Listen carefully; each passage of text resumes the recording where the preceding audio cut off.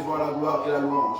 Je remets ces moments entre tes seules uniques mains, ce moment de partage entre tes seules uniques mains.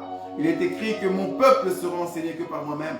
Seigneur, enseigne ton peuple, donne-nous la nourriture d'aujourd'hui, la nourriture solide, la nourriture du temps convenable. Ainsi, ô Père, nous ne mourrions point de faim parce que nous avons reçu de quoi manger et de quoi boire. Nourris-nous, ô Éternel, par le nom puissant de Jésus-Christ de Nazareth, que nous avons ainsi prié. Amen. Amen. Voici, frères et sœurs, le thème qu'on a choisi est intitulé « Je ne raterai pas l'enlèvement ». Il est vrai qu'un élu ne peut rater l'enlèvement. Il est vrai que l'Éternel a déjà prédestiné. Car nous disons que nous servons un Dieu omniscient. Un Dieu qui connaît toutes choses. Avant même que la chose commence, notre Dieu connaissait comment la chose va commencer, comment la chose va dérouler et comment également la chose va terminer. Nous ne servons pas un Dieu qui travaille dans le temps, comme nous les hommes, nous travaillons dans le temps. Aujourd'hui, je travaille dans le temps, mais demain je ne suis pas dans le temps parce que je vis aujourd'hui. Demain je ne le connais, demain je ne sais ce que je ferai. Mais l'Éternel sait demain qu'est-ce que lui il fera. Dans 20 ans, qu'est-ce que lui il fera, qu'est-ce qui se passera, qui va naître, qui mourra, qui ne sera pas et qui va le recevoir également, qui va recevoir l'évangile également dans les temps à venir. Donc nous ne servons pas un Dieu qui tâtonne, nous servons un Dieu qui connaît toutes choses. Donc je suis en train ici de planir le chantier pour dire qu'un élu ne peut rater l'enlèvement, qu'un élu est destiné à l'enlèvement, que dans les Écritures, il y a ceux également qui ne recevront pas l'évangile. Et l'Éternel sait qu'on peut prêcher ces personnes-là ne recevront point l'évangile. Et si jamais ces personnes reçoivent l'évangile, ils vont le recevoir pour un temps. Et un temps viendra, un jour viendra, où ces personnes-là vont abandonner l'évangile, car cela ne les a point été donné. Judas a reçu Jésus. Judas a accepté. Il est même parti délivrer les gens, proclamer l'évangile. Mais il viendra un temps où il va prendre l'évangile et il va les vendre. Car l'évangile ne lui est pas destiné. Il va vendre l'évangile. Vous voyez ça? Donc, il y a ces personnes-là que Dieu sait. Dieu seul sait, bien sûr. Nous ne le savons pas. Dieu seul sait qu'il va recevoir l'évangile. Mais ce sera pour un temps. Et viendra un temps où nous verrons qu'en réalité, c'est un loup et non une brebis. Et cette personne-là sera obligée de manifester sa vraie nature. Que c'est un loup et non une brebis. Donc ici, le thème c'est « Je ne raterai pas l'enlèvement » et j'ai bien aplani les chantiers pour dire que les élus ne rateront point l'enlèvement. Mais la question à savoir c'est est-ce que tu es élu? Est-ce que je suis élu?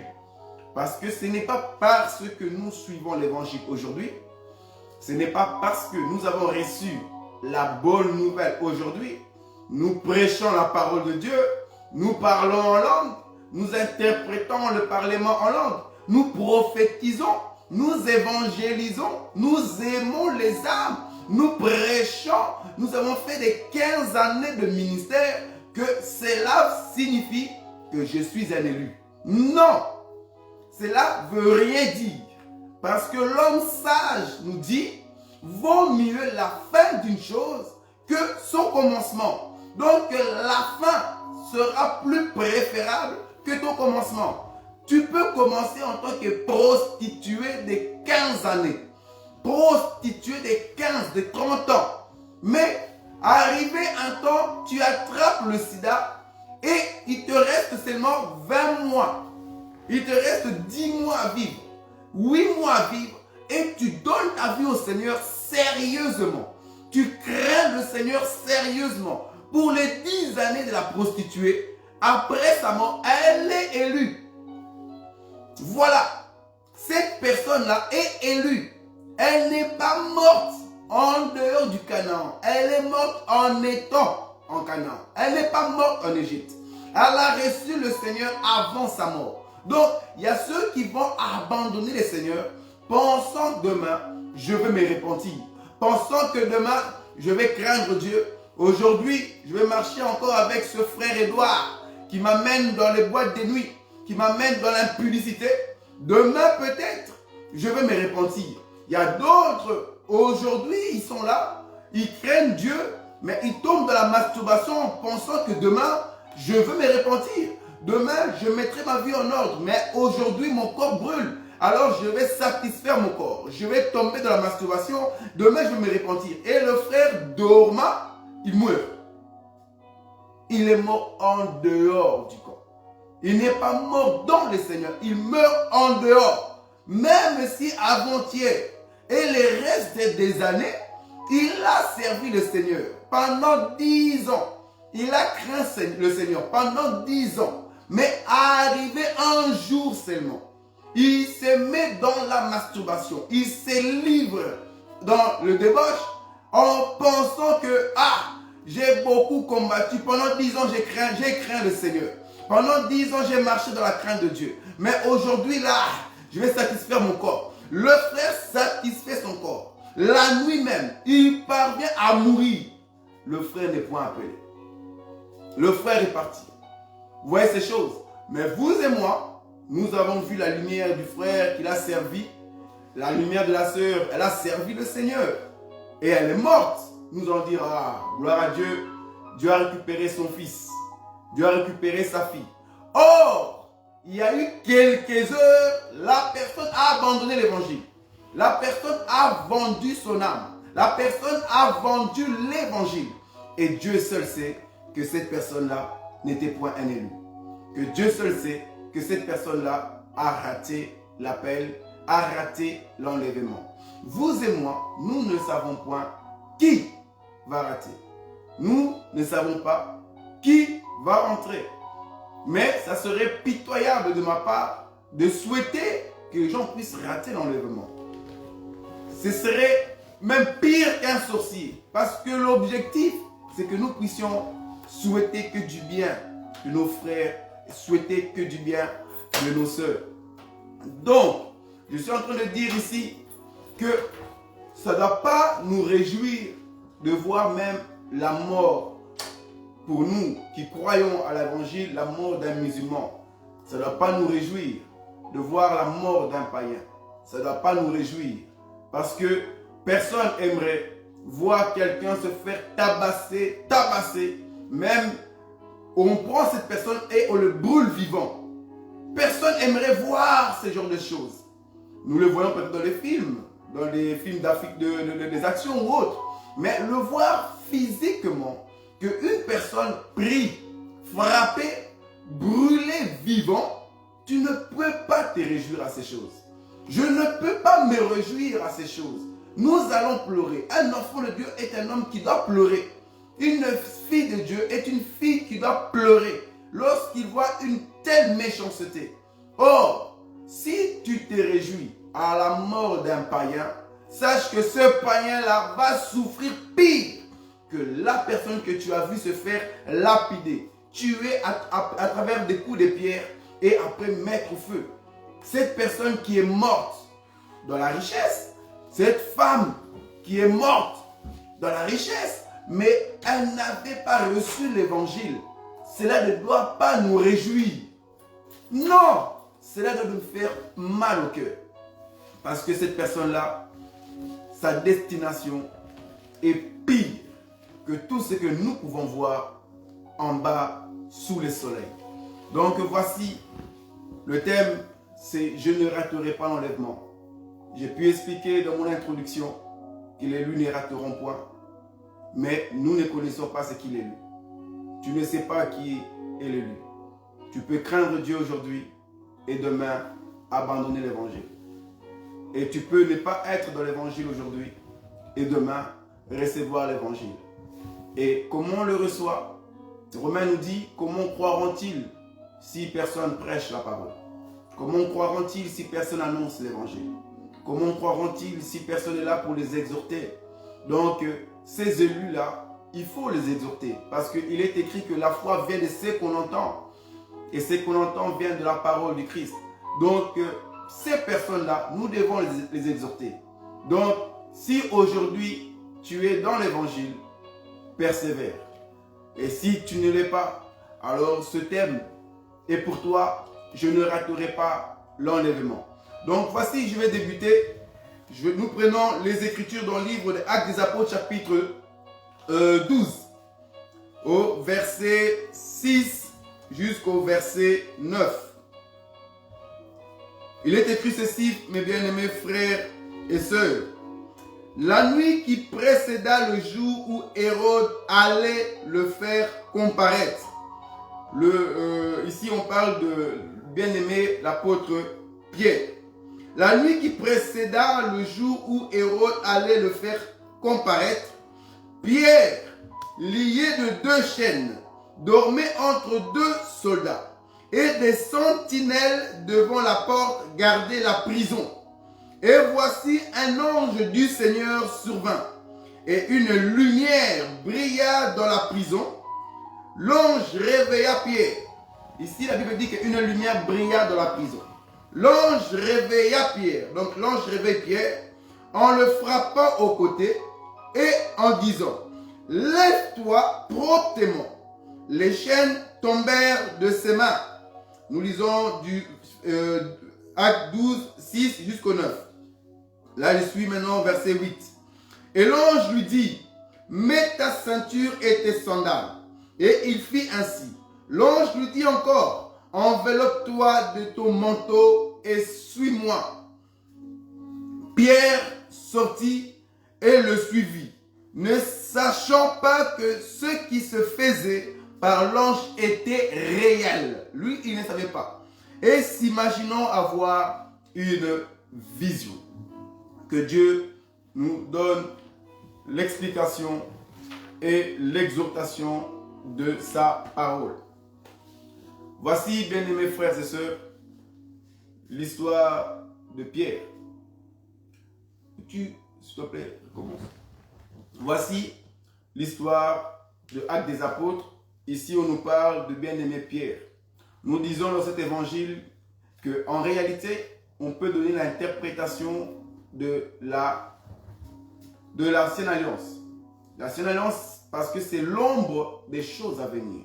Donc, l'ombre doit l'expliquer dans la lumière. C'est là que nous donnons l'interprétation, la révélation, la prophétie des choses. Mais arrivé dans l'évangile, Actes des Apôtres, ça, ce n'est pas l'ombre des choses à venir, mais ça, c'est la réalité. Vous voyez ça? Donc, ici, il n'y a pas vraiment de révélation ou d'interprétation qu'on a donnée. Mais si je prends cette écriture pour nous parler de l'enlèvement, c'est dans le sens que c'est un témoignage. Vous voyez ça? Il y a beaucoup d'écritures que je peux toucher pour expliquer l'enlèvement dans l'ancienne alliance. Beaucoup d'écritures que je peux toucher pour donner l'aspect, l'ombre de l'enlèvement qui s'est déroulé dans l'ancienne alliance. Il y en a beaucoup. Mais le Saint-Esprit m'a guidé pour parler de cette histoire. Et cette histoire, ce n'est pas l'ombre des choses à venir, comme je suis en train de dire, mais c'est quoi? C'est ce que nous appelons le témoignage. Car l'acte des apôtres, la vie des apôtres, c'est la vie que nous menons aujourd'hui. Donc, c'est comme si un bien-aimé nous expliquait son témoignage. Et à travers son témoignage, nous arrivons à comprendre qu'est-ce que Dieu a caché. C'est ça. Donc, quelqu'un peut venir te donner un rêve qu'il ou elle a rêvé. Et à travers ce rêve-là, c'est tout un message codé pour toi également, que tu arrives à déchiffrer. Donc, ici, c'est un message d'un notre apôtre Paul, de notre bien-aimé frère Paul, qui vient nous donner son témoignage. Que ici, il y avait un roi qu'on appelle Hérode. Il s'est passé que dans ce moment, dans ce temps-là, Hérode était en train de maltraiter des enfants de Dieu. Hérode était en train d'emprisonner les enfants de Dieu. Et lorsque nous lisons Actes au verset 1 au verset 2, on nous parle même qu'on a décapité, on a tué par l'épée le bien-aimé Jacques. Je suis en train de dire que le monde ici, la Bible dit que le peuple se réjouissait de voir la mort des chrétiens. Le monde, le peuple se réjouissait de voir que non, ces personnes-là puissent mourir. Le monde, c'est la joie pour eux. Oui, bien-aimé, à travers ce témoignage, je constate que oui, le monde se réjouit. Le monde se réjouit de te voir tomber. Le monde va se réjouir de me voir, moi, chuter. Le monde va se réjouir que toi, tu puisses être stérile, que tu souffres dans ton mariage, que tu n'as point d'enfant. Le monde va se réjouir. Même ta sœur peut se réjouir au fond de son cœur.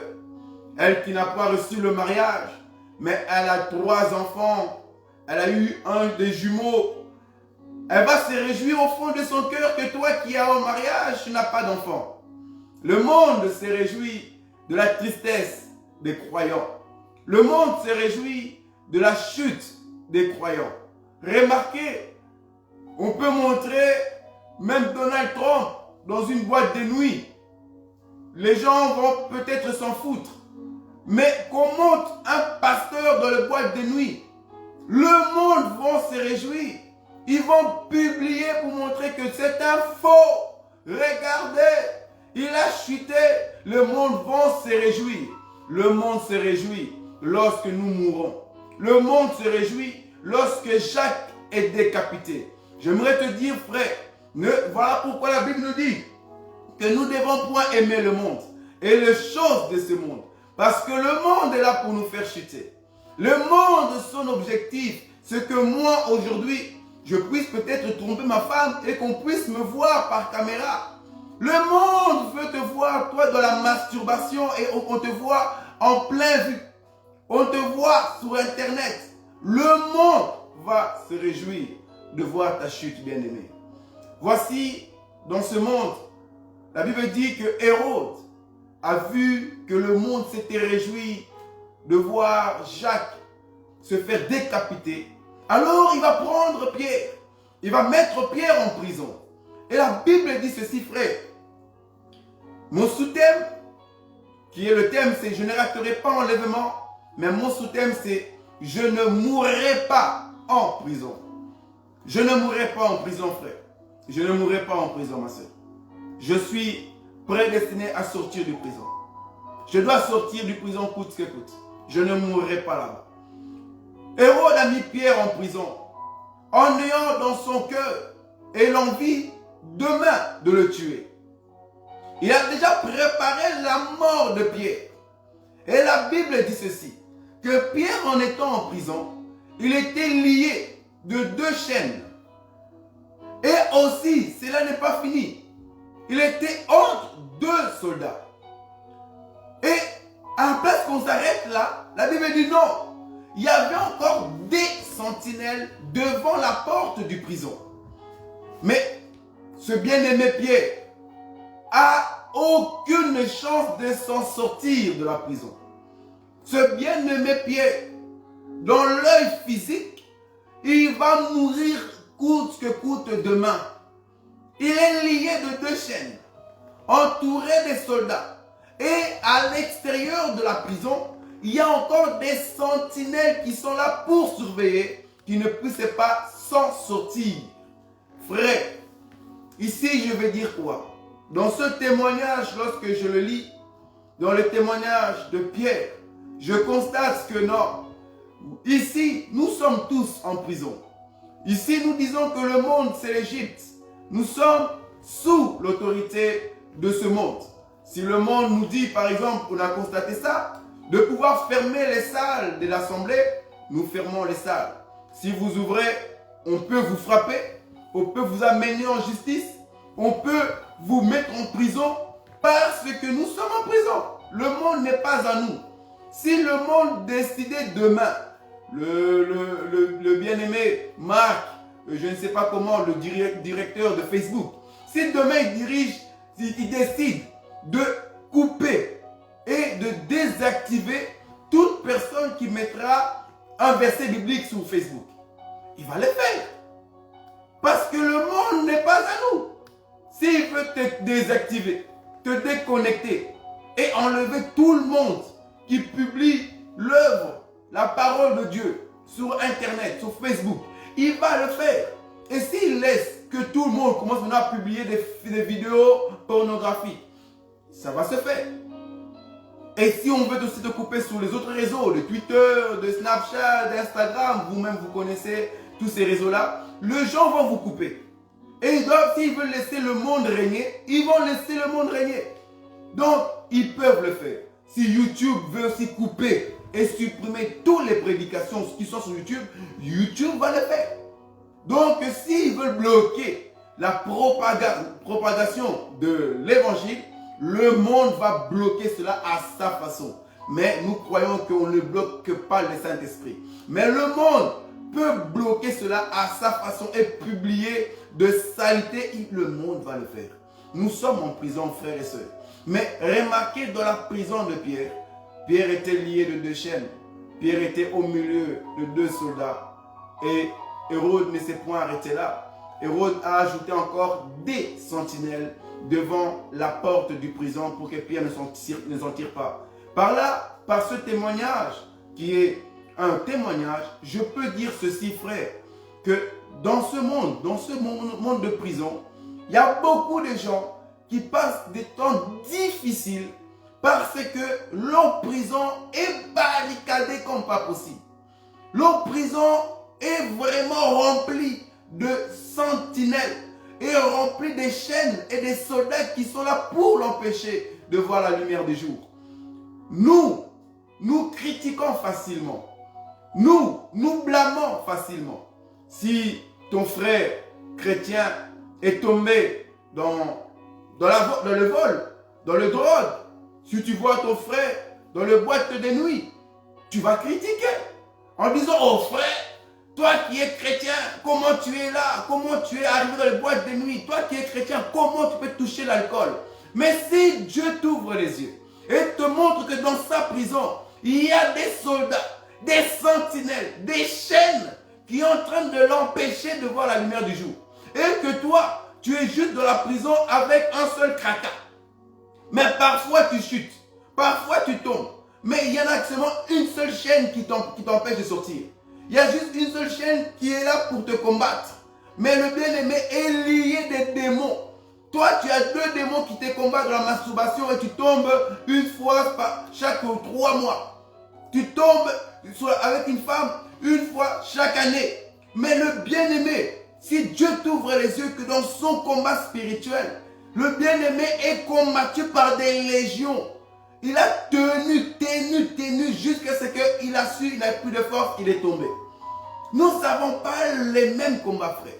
Nous n'avons pas les mêmes difficultés sous les soleils, frère. Il faut que nous puissions le savoir. Sachez-le. Nous n'avons pas les mêmes difficultés. Ton pasteur, s'il chute, tu vas le blâmer, oui. Je vais aussi peut-être le blâmer, oui. Je suis un homme.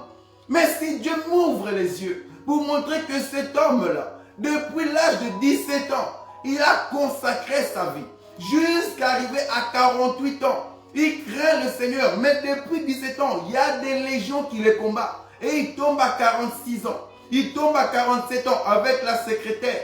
Nous allons le critiquer. Mais vous avez vu laps de temps qu'il a fallu pour qu'il puisse chuter. Mais toi, frère, tu chutes dans le vol. Tu chutes dans la masturbation. Tu chutes dans tout.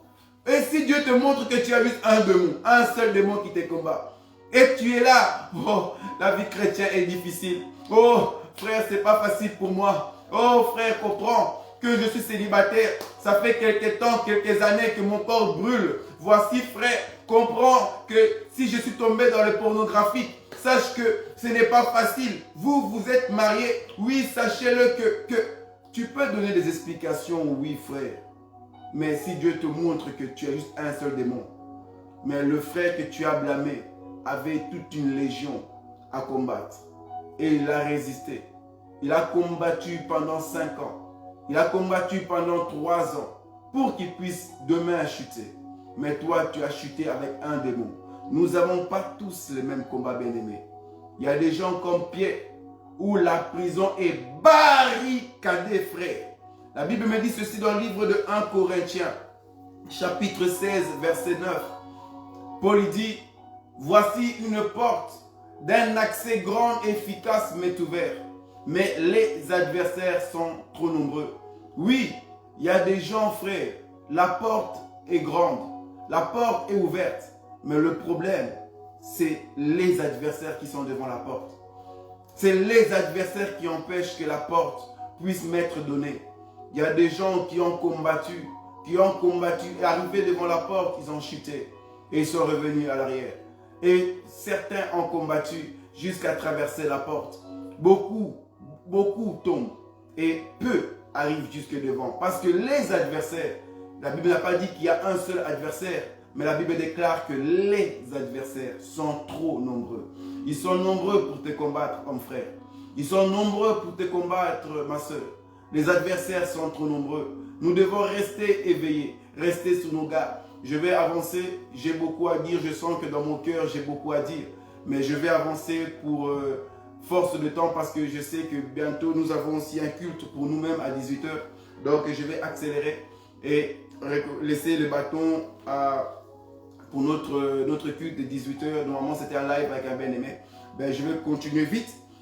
La Bible me dit que l'ange vint en prison. Remarquez ce qui se passe dans ce témoignage merveilleux. L'ange vient en prison là où se trouve Pierre. Mais l'ange va venir avec 3 choses. Il est écrit ceci que l'ange, quand il vient, l'ange amène la lumière. Puis l'ange réveille Pierre. Et l'ange dit à Pierre de se lever promptement, vite, et de mettre son manteau et de sortir. Remarquez ceci. Pour que l'ange puisse se parler à Pierre, l'ange a d'abord amené la lumière. L'ange est venu et il a amené la lumière. Après, il a réveillé Pierre. Et après, il a parlé à Pierre. Dans ce témoignage, frère, de Pierre, je comprends qu'en prison où Pierre se trouve, en prison où nous sommes aujourd'hui, comme j'ai bien pu expliquer auparavant, que c'est ça la prison, c'est là où nous sommes aujourd'hui. Que pour que l'ange te parle, il faut d'abord que l'ange amène la lumière en prison. Si l'ange n'amène pas la lumière en prison, l'ange ne peut pas te parler. Mais que cela veut dire? Vous avez constaté, frère, que la Bible nous dit, nous devons être la lumière du monde. L'ange doit venir d'abord en prison, éclairer ta vie. Doit d'abord amener la lumière dans ta vie. Mais beaucoup de chrétiens veulent que l'ange leur parle. Oui, que j'ai des révélations, que Dieu me dit qu'il est merveilleux, que je puisse sentir le Saint-Esprit. Mais refuse que l'ange amène la lumière dans sa prison. Il refuse que l'ange amène la lumière dans sa vie. Or, la Bible dit ceci. Car, dans Jean chapitre 3, verset 20, car quiconque fait le mal est la lumière et ne vient point à la lumière, de peur que ses œuvres soient dévoilées. Donc, toute personne qui fait le mal n'aime pas la lumière, frère. Beaucoup de chrétiens, analyse-toi bien-aimé, parce que nous parlons de je ne raterai pas l'enlèvement et j'ai dit que je ne mourrai pas en prison. Dans ce témoignage de Pierre, nous voyons l'enlèvement. Analyse-toi. Est-ce que tu es cette personne qui accepte que la lumière vienne briller dans ta vie? Cela veut dire, est-ce que tu es cette personne qui est véritablement dans la lumière, que tu n'as pas de cachetterie dans ta vie? Beaucoup de chrétiens, frères, vivent dans la nuit et ne veulent pas que la lumière puisse luire dans leur vie. Veulent qu'il y ait le ténèbre parce que leur vie n'est pas conforme à la parole de Dieu. Vous allez peut-être constater, frère, qu'il y a des frères qui sont là à l'église, ils prient, ils sont avec nous, Mais leur téléphone, il y a des films pornographiques. Si l'ange vient amener la lumière et qu'on puisse voler ton téléphone, mon frère, tu vas voir que le frère va être traumatisé. Le frère ne va pas être à l'aise parce que la lumière peut briller là où il est. Il est dans le ténèbre. Il a peur qu'on puisse voler son téléphone. Parce que dans son téléphone, il y a des films pornographiques. Il y a des sœurs qui sont là. Elles savent très bien que non, la lumière ne peut pas briller chez elles. Parce que dans leur Facebook, dans leur WhatsApp, elle a envoyé des photos à des frères, de photos interdites au moins de 30 ans. Elle sait très bien que si la lumière brille, c'est mort pour elle. C'est mort pour elle. Elle a envoyé des photos d'elle interdites au moins de 30 ans. Donc même si tu as 29 ans, tu ne peux pas voir ces choses. Tu ne peux pas voir ces choses. Mais la sœur, elle peut avoir 20 ans, 23 ans, 24. Mais les photos qu'elle fait, elle envoie des frères, les photos interdites au moins de 30 ans. Les personnes ainsi savent que la lumière ne peut pas briller en eux. Ils ne veulent pas. Pas que la lumière ne peut pas briller. La personne ne veut pas. Parce qu'il est écrit que quiconque fait le mal est la lumière. Jean chapitre 3, 20. Quiconque fait le mal est la lumière. Ne veulent pas être exposés. Ne veulent pas que le monde les voie parce qu'ils ont des choses cachées. Il y a des choses cachées qu'elles cachent ces choses, mes frères et sœurs. Ça, c'est pitoyable. Nous devons être ces personnes-là qui n'ont rien de cachotterie, qui n'ont point de secret. Tu voles mon Facebook, tu voles mon GSM, je prends un niveau. Je ne me tracasse pas. Je serais seulement triste que le téléphone a coûté cher. Mais je n'ai pas peur. Tu vas pirater mon Facebook. Tu peux pirater. Tu ne vas rien voir. Tu peux exposer, tu ne vas rien voir. Parce que j'ai donné ma vie à la lumière, frère. Ma vie est de la lumière. Je n'ai rien à cacher. Regarde sur WhatsApp, il n'y a rien à cacher, rien. Mais nous avons des frères qui vivent encore dans une vie où ils ne veulent pas que la lumière puisse briller en eux. Mais ils espèrent et ils souhaitent de ne pas mourir en prison. Ils veulent que l'ange le fasse sortir de prison, afin que Hérode ne puisse pas les tuer en étant prisonnier. Frère, tu peux rater l'enlèvement. Sœur, tu peux rater l'enlèvement. Parce que le lendemain nous est totalement inconnu. Tu ne sais pas qu'est-ce qui se passera demain. Tu ne sais pas si tu vas vivre encore dans 2 heures, dans 3 heures. Si nous sommes debout, ce n'est que par la grâce. Accepte que la lumière puisse briller dans ta vie, frère. Accepte que la lumière puisse briller dans ta vie, ma soeur. Même si tu es en couple avec un frère depuis 7 ans, depuis 12 ans, mais tu sais qu'il ne t'a pas épousé. Même si tu as des enfants avec lui, il ne t'a pas épousé. Ma soeur, ta vie est plus importante que le je t'aime de cette personne, que le je t'aime de ce Dalila, de ce Dalilou. Ta vie est plus importante. Ne donne pas ton âme à une personne qui ne mérite point. Ne donne pas ton âme à une personne qui n'est pas morte pour toi. Si cette personne t'aimait, il va t'amener dans le chemin de la justice. Il va t'amener dans le chemin de la lumière. Il y a un homme qui t'a aimé et il est prêt et il a été prêt. Il s'est livré pour toi, pour te montrer son amour. Il a accepté de mourir pour toi. Mais l'homme qui est à côté de toi, s'il t'aimait, il serait prêt à mourir pour toi.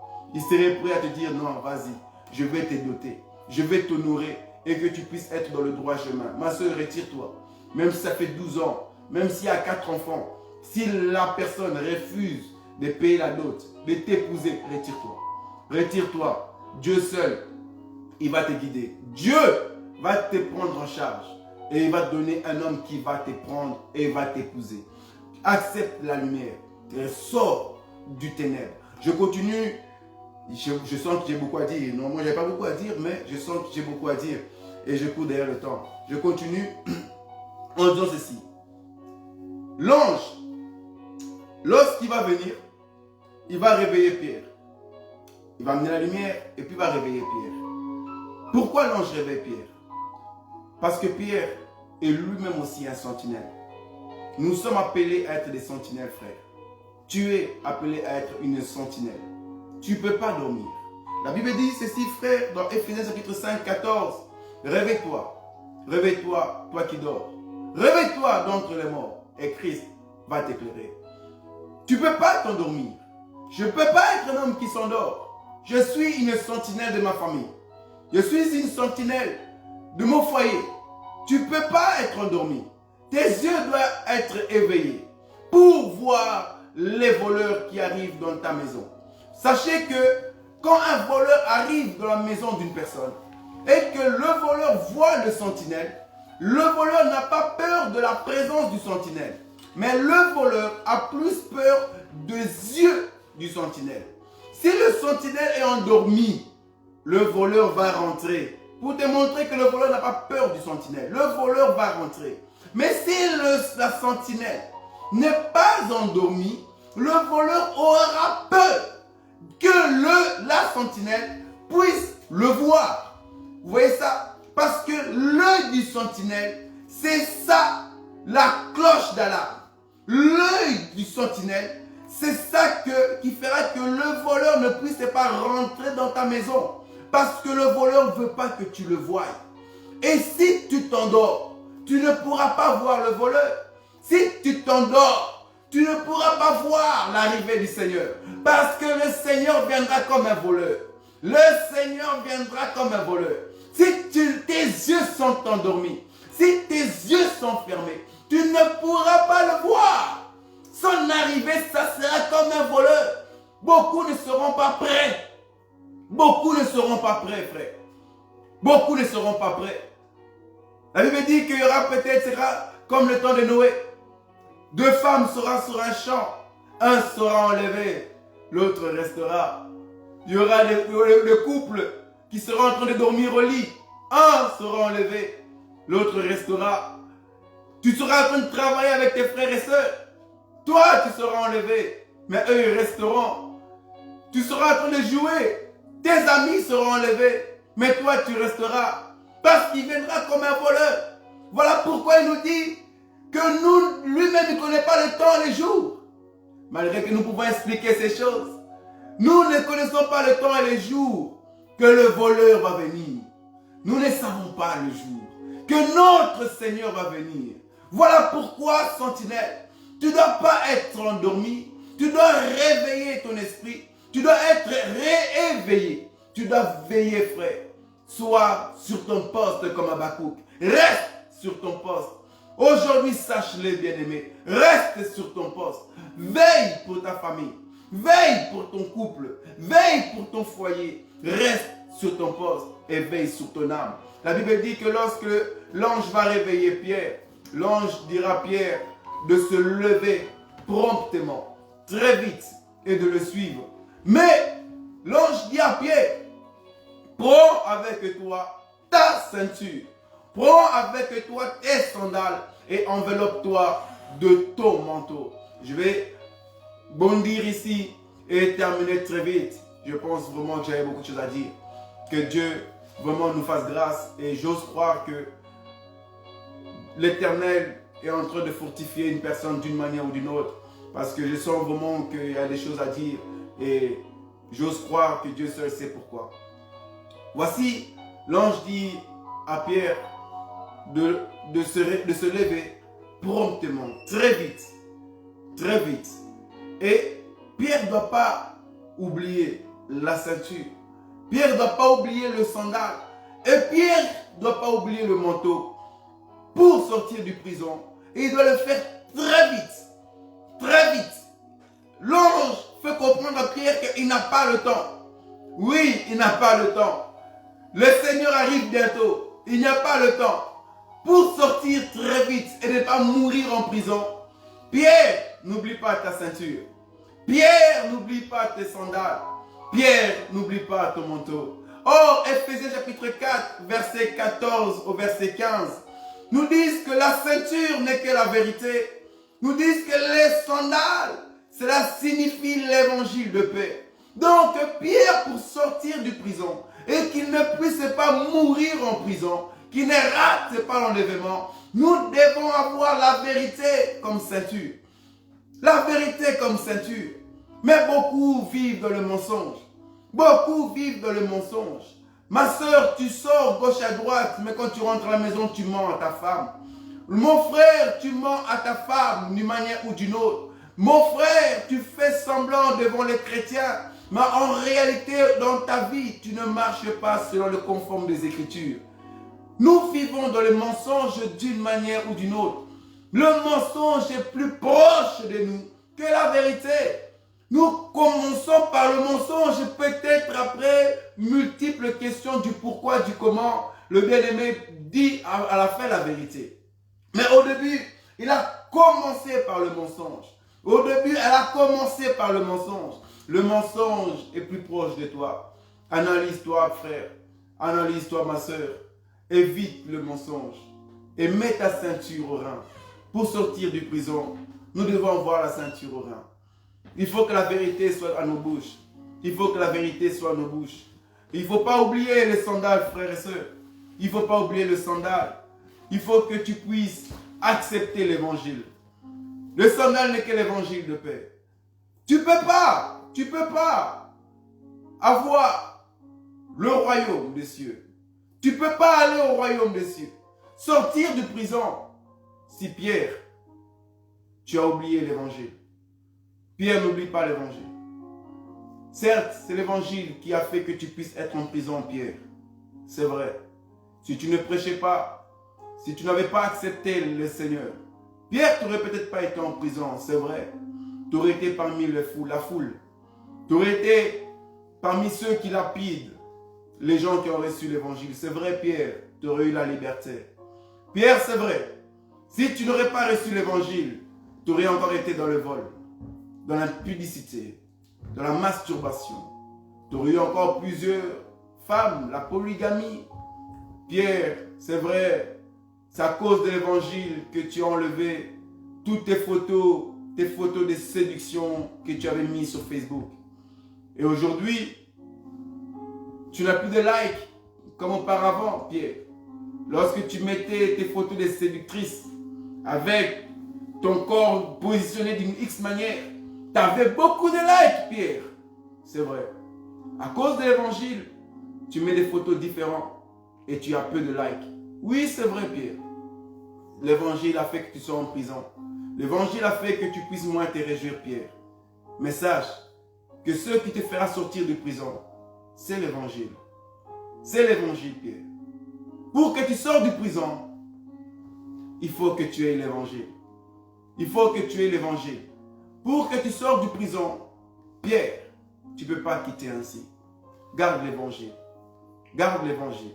Oui, je me souviens, Pierre, que tu faisais de la prostitution pour avoir de l'argent. Et tu avais beaucoup d'argent, Pierre. Tu avais beaucoup d'argent. À cause de l'évangile, tu as arrêté la prostitution. Tu as cherché du travail comme tout homme. Et tu as peu d'argent. Parfois, tu n'as pas un bon CV. Tu n'as pas de travail, Pierre. C'est vrai, Pierre, je me souviens. C'est ça qui t'a amené en prison. Mais Pierre, ton salut en dépend.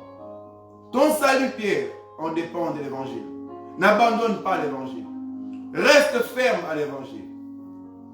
Pour sortir de prison, Pierre, n'oublie pas l'évangile. C'est l'évangile qui fera que tu sors de prison.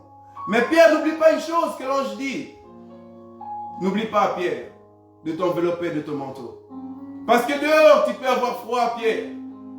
Tu peux avoir froid dehors. N'oublie pas le manteau.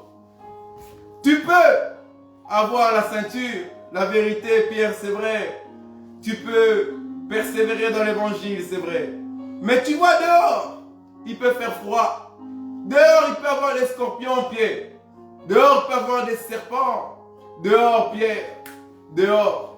N'oublie pas le manteau. Le manteau, la Bible dit dans le livre de Romains 13, 14. Revêtez-vous du Seigneur Jésus-Christ. Pierre, c'est ça ton manteau. Dans les moments de difficulté, Pierre, il combattra pour toi. Il combattra pour toi. N'oublie pas le manteau. N'oublie pas le manteau. N'oublie pas cet homme merveilleux, Pierre. Ne l'oublie pas. Revêt-toi du Seigneur Jésus-Christ. Car c'est lui le véritable manteau. C'est lui le véritable habit, Pierre. Même si les gens te voient habillé d'une manière dégueulasse, des vêtements sales. Mais Pierre, le Seigneur, il voit que tu es habillé d'un beau manteau. Le Seigneur voit que tu es bien habillé. Comparé à ceux qui ont mis des cravates, costumes. Comparé à ceux qui ont mis des Versace. Ceux qui ont mis des Hugo Boss. Ceux qui ont mis des Armani ou autres. Pierre, ton manteau a plus de la valeur qu'eux. Ton manteau a plus de la valeur qu'eux. Et c'est ce manteau-là qui va confirmer, Pierre, que tu ne mourras pas en prison. Que tu ne mourras pas en prison. Bien-aimé, dans 10 minutes, nous sommes en live sur le Facebook de mon aîné, de mon ancien Timba Tseke. Allez-y là-bas. Dans 10 minutes, nous sommes là-bas en live. Donc, par respect, je vais couper, car nous devons recevoir également la nourriture que Dieu a mis dans sa bouche. Nous devons écouter cela. Et je vous remercie de votre présence. Je vous remercie de votre fidélité. Je vous remercie. Je ne vois pas qui est en ligne, car mon téléphone est tourné. Je ne vois pas, mais le Seigneur vous voit. Et ma prière, que le Seigneur se souvienne de vous. Ma prière, que l'Éternel vous fortifie. Ma prière, que l'Éternel puisse vous donner la ceinture.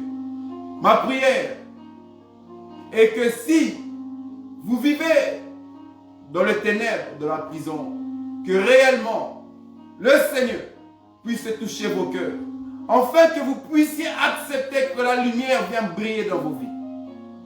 Que la lumière vienne briller dans vos vies. Que l'ennemi ne puisse pas vous réjouir d'être dans le ténèbre. Que l'ennemi ne puisse pas vous dire « Non, t'inquiète. Ce moment-là, ce péché mignon, personne ne le voit. Personne ne peut te critiquer parce que c'est codé, c'est caché. Personne ne peut voir ce que tu fais dans le secret. Ma prière est que l'Éternel puisse vous convaincre, enfin de quitter ce péché mignon, de quitter ce lieu de ténèbres. Ma prière est que la ceinture ne puisse pas être détachée de votre rein. Que la ceinture puisse demeurer sur vous. Que la vérité puisse rester sur votre taille. Ma prière est que le manteau puisse vous être donné. Que le manteau ne se salit point. Que le manteau ne tombe point. Que vous puissiez garder le manteau. Ma prière est certaine. Ma prière est avec le cœur. Que vous ne puissiez pas mourir en prison. Car votre vie est en dehors du prison. Ma prière est que Dieu vous fasse sortir du prison. Que Dieu vous bénisse là où vous êtes. Que la main du Seigneur soit avec vous. Et je bénis également et je prie pour l'homme de Dieu, Olivier Pandou. Que la main du Seigneur soit avec toi, bien-aimé. À travers ta contribution, à travers ton contact que j'ai pu aujourd'hui venir et partager la parole du Seigneur. C'était votre frère Edmond Kachama, de l'Assemblée des élus de Bruxelles. Et également, que Dieu vous bénisse. Nous sommes ensemble dans le live avec le bien-aimé Timba Tseke. Que la main de Dieu soit avec vous. Merci beaucoup. Que Dieu vous bénisse.